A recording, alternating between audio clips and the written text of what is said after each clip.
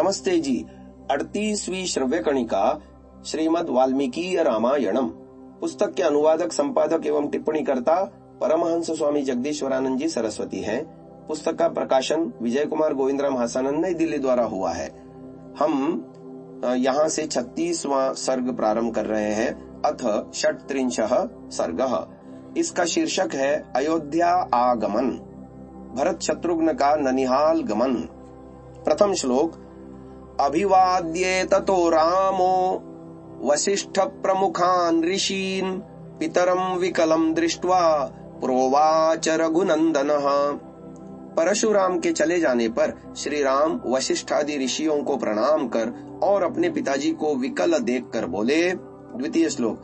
जामदग्न्यो गतो रामः प्रयातु चतुरंगिणी अयोध्याभिमुखी सेना त्वया नाथेन पालिता। परशुराम जी गए, अब आप अपनी चतुरंगिणी सेना को अयोध्या चलने की आज्ञा दीजिए। तीसरा श्लोक। रामस्य वचनं श्रुत्वा राजा दशरथः सुतं बहुभ्यां संपरिष्वज्य मूर्धनि चाघ्राय राघवम्। राम का यह कथन सुन महाराज दशरथ ने अपने पुत्र को बाहुओं से आलिंगन कर उसका माथा सूंघा। चतुर्थ श्लोक। गतो राम इति श्रुत्वा हृष्टः प्रमुदितो नृपः पुनर्जातं तदा मेने पुत्रमात्मानमेव च। परशुराम जी का जाना सुन दशरथ अत्यंत आनंदित हुए। उन्होंने अपना और अपने पुत्र का पुनर्जन्म माना। पांचवा श्लोक।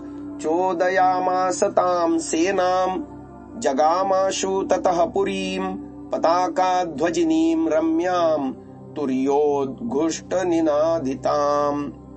महाराज ने सेना को आगे बढ़ने का आदेश दिया और शीघ्र ही ध्वजा एवं पताकाओं से सुशोभित और बाजों की ध्वनि से निनादित अयोध्यापुरी में प्रवेश किया।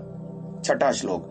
सिक्त राजपथा रम्यां प्रकीर्ण कुसुमोत्करां राज प्रवेश सुमुखैः पौरैर्मंगलवादिभिः। अयोध्या की सड़कें जल से सिक्त थीं, उन पर पुष्प बिखरे हुए थे। महाराज के आगमन से प्रसन्न मुख नगर निवासी अनेक प्रकार के आशीर्वादात्मक वचन बोल रहे थे। सातवां श्लोक।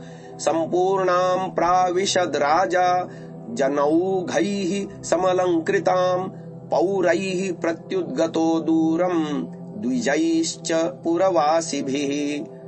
ऐसी अलंकृत और नागरिक जनों से पूर्ण अयोध्या में महाराज दशरथ ने प्रवेश किया।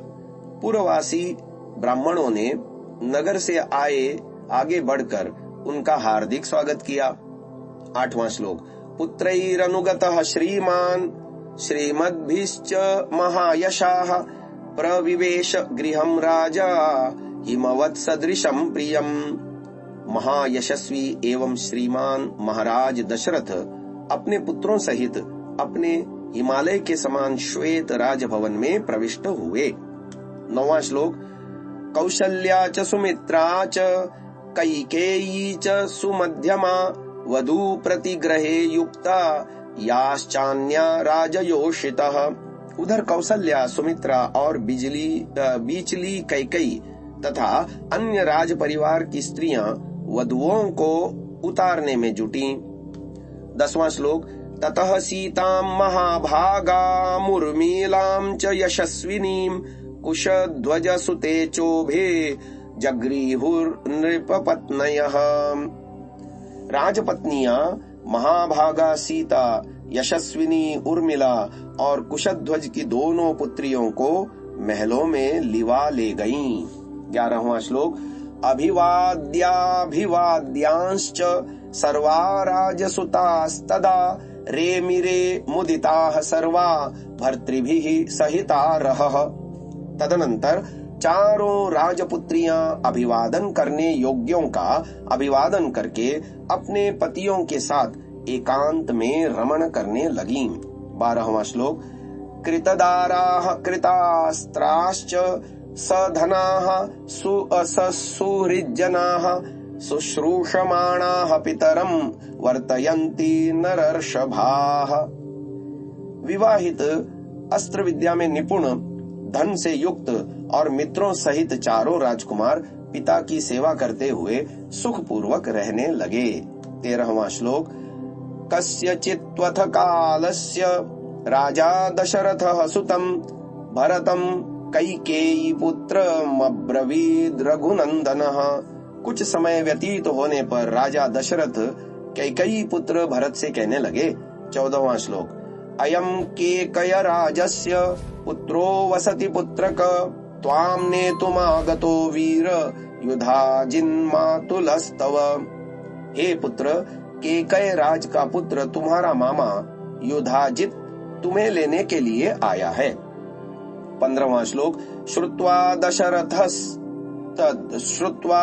दशरथस्यैतद् भरतः कैकेयी सुतः गमनायाभिचक्राम शत्रुघ्न सहितस्तदा।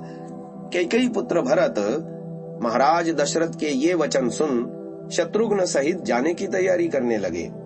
16वां श्लोक। आपृच्छ्य पितरं शूरो रामं चाक्लिष्टकारिणं मातश्चापि नरश्रेष्ठः शत्रुघ्न सहितो ययौ।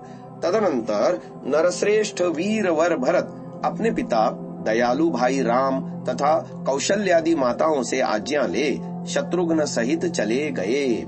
17वां श्लोक। गते च भरते रामो लक्ष्मणश्च महाबलः पितरं देव संकाशं पूजयामास तुस्तदा। भरत जी के चले जाने पर राम और लक्ष्मण अपने देवतुल्य पिता की सेवा करने लगे। 18वां श्लोक।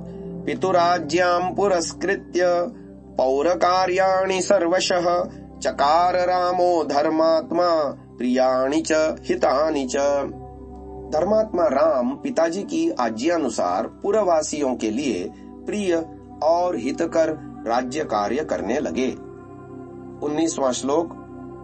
मातृभ्यो मातृकार्याणि कृत्वा परमयंत्रितः गुरूणां गुरुकार्याणि काले कालेन्वैक्षत। वे नियम पूर्वक माताओं की सेवा दी मातृकार्य और गुरुओं के गुरु कार्य समय समय पर देखने भालने लगे। 20वां श्लोक। एवं दशरथः प्रीतो ब्राह्मणा नैगमास्तदा रामस्य शीलवृत्तेन सर्वे विषयवासिनः। श्री राम के ऐसे शील, स्वभाव और व्यवहार से महाराज दशरथ, ब्राह्मण, व्यापारी वर्ग और सभी राष्ट्रवासी संतुष्ट थे। बालकांड के 36वें सर्ग का यहाँ पर 21वां श्लोक अंतिम है। रामस्तु सीतया सार्धम विजहार बहु ऋतून् मनस्वी तद्गतमनास्तस्या हृदि समर्पितः। श्री राम सदा सीता के हृदय मंदिर में विराजमान रहते थे। इस प्रकार राम ने सीता के साथ बहुत ऋतुओं यानी 12 वर्ष तक विहार किया। यहाँ पर बालकांड समाप्त हो रहा है। बालकांड एक दृष्टि में इसमें 36 सर्ग हैं और 608 कुल श्लोकों की संख्या है और लेखक महोदय यानी परमहंस स्वामी जगदीश्वरानंद जी सरस्वती जी ने 39 टिप्पणियां इन श्लोकों पर अपनी ओर से दी हैं। आगे अयोध्या कांड शुरू हो रहा है जो हम आने वाली श्रव्य कणिका में आपको सुना पाएंगे। इसे यहीं विराम देते हैं। ओम।